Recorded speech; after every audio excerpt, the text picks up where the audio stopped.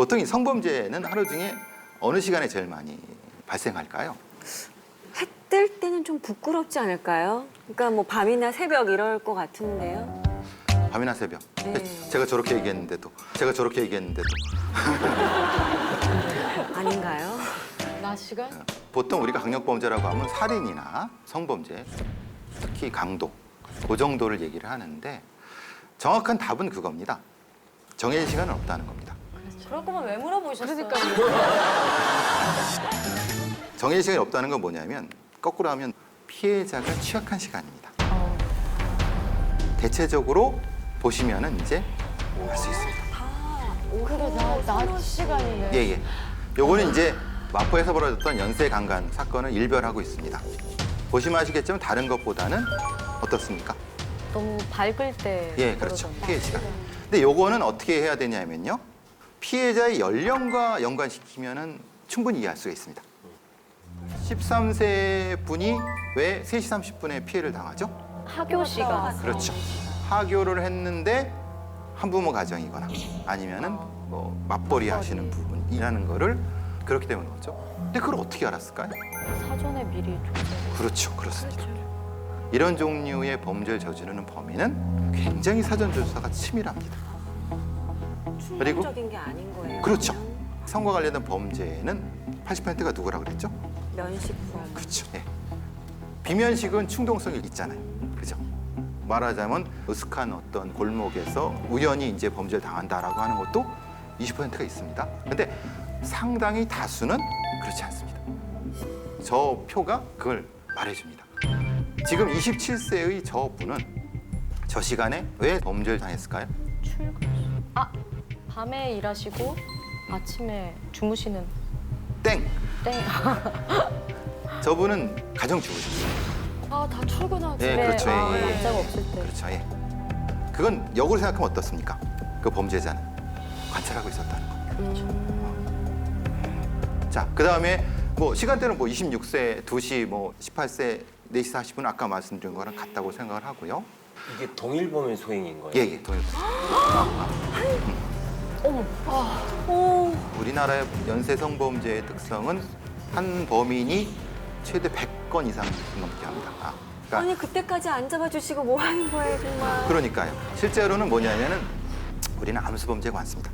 왜냐하면 2013년도 이전에 친고죄가 폐지됐지만은 친고죄 이전에는 실제로 신고를 하고 해야지만이 가능한 부분이기 때문에 실제로는 그런 부분이 분명히 있습니다. 그래서 한국형사행정연구원에서는 연구 결과에 의하거나 대검찰청 범죄 보고서 같은 데를 보더라도 성범죄 같은 경우는 지금은 조금 다르지만 실제에 신고되고 처리된 사건이 10건이라고 하면 그 지역에서 100건이 벌어진다고 생각하시면 됩니다. 침입 방법도 잠깐 보시겠지만 우리가 이런 강력범죄를 생각했을 때 무시무시한 무기를 가지고 협박해서 들어갈 거라고 생각하시면 절대 그렇지 않습니다. 절대 그렇지 않습니다. 제일 많은 게 이제 따라 들어가기입니다. 문이 열린 상태로 따라 들어가는. 여러분 상상도 못 하셨겠죠? 당연히 이런 범죄자들은 문을 따고 막 부수고 창문을 깨고 막 들어올 거라고 생각하시죠? 근데 그런 경우는 훨씬 적습니다. 저기서 보시는 것처럼 따라 들어가기 아니면 숨어 있기, 택배 가장 뭐 이런 것들. 그러니까 지능을 이용하는 방법들입니다. 근데 그거는 마찬가지입니다. 시간대와 연결해야 됩니다. 낮 시간대니까 방심을 하게 되는 거죠. 그 낮 시간도 어떤 낮 시간이냐면요. 낮과 밤이 변하는 시간입니다. 보통 5시, 6시 그 사이. 그러니까 활발하게 움직이고 있어갖고 저 사람이 진짜 범죄로 들어간 건지 아닌지를 착각하게 만들 수 있는 것. 그게 강력범죄의 문제죠. 밤에는 오히려 문을 더 잠그. 그렇죠. 꽉꽉 잠굽니다. 그리고 경계를 합니다. 그리고 저같이 나이 든 사람은 밤기가 박습니다. 부시락만 하면 막 했죠. 근데 밤에 발생하지 않는다는 거 아닙니다. 세 번째, 범행을 저지르는 사람은 따로 있다 라고 하는데 이건 아까 말씀드린 것처럼 실제로 이 범인이라는 것은 가장 평범한 이웃입니다. 제가 이제 연쇄성범죄 사건을 수사하러 동네라든가 이런 데를 수사로 돌아다니면 반드시 저는 신고당합니다. 이 견적이 나오지 않습니까? 이 견적이 나오지 않습니까? 신고 당하거든요. 근데 이상하죠. 내가 경찰인데? 근데 저는 숨을 생각을 안 하는 겁니다. 위장할 생각을 안 하는 겁니다. 근데 그 범죄자는 위장하고 있거든요. 보통 탐문 수사를 할 때 그 슈퍼 아주머니한테 이상한 사람 지나가지 않았어요라고 물으면 바보입니다. 신참 경찰들한테 그렇게 물어보지 말라고 합니다. 이상한 건 네 기준이지. 그게 아니라 요러한 행동을 하는 사람은 지나갔나요라고 물어봐야 됩니다. 근데 저는 그래도 신고 당합니다. 근데 보통 동네 주민 아니면은 그 동네에 적어도 몇 번은 와봤을 것 같은 사람이니까 아무리 탐문을 해도 드러나지가 않는 거예요. 2006년, 2007년 사이에 저런 사건이 있었습니다. 오후 6시가 되면 모자와 마스크를 쓰고 그냥 지나가는 여중생, 여고생을 따라가 성추행을 했습니다. 근데 그 범인이 동네 중국집 주인이었어요. 근데 이제 하필 왜 6시였을까? 여러분들이 한번 프로파일러라고 생각하시고 생각을 한번 해보세요.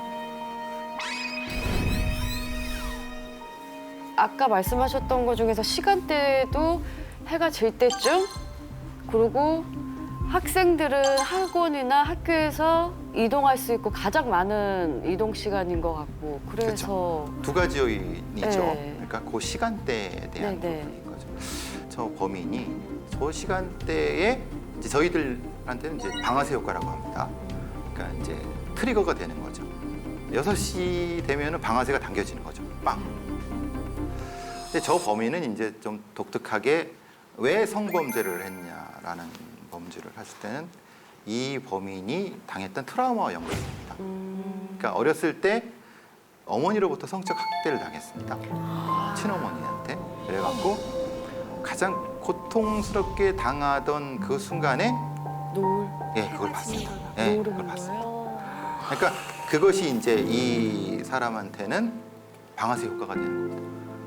특정한 시간에 당했던 그 감각이 고통 속에서 막 여기 응어리 치다가 자기가 힘이 생겼어요. 그러니까 그거를 범죄로서 나쁜 방식으로서 표출한 부분인 거죠. 이게 독특한 성범죄를 저지르는 범인들의 머릿속의 메커니즘입니다.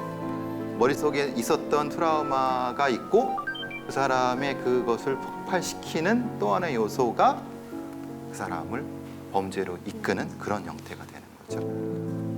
이런 연쇄강간범은 현장에서 잡아야 돼요.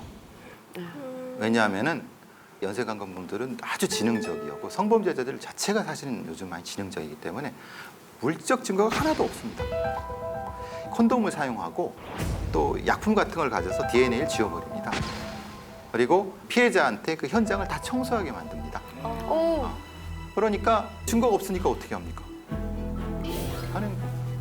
현행범이라고 하는 것은 이제 그 범죄가 일어날 만한 그 시간대에 쫓아가서 잠복하고 있다가 잡는 이런 방법밖에 없는 거죠.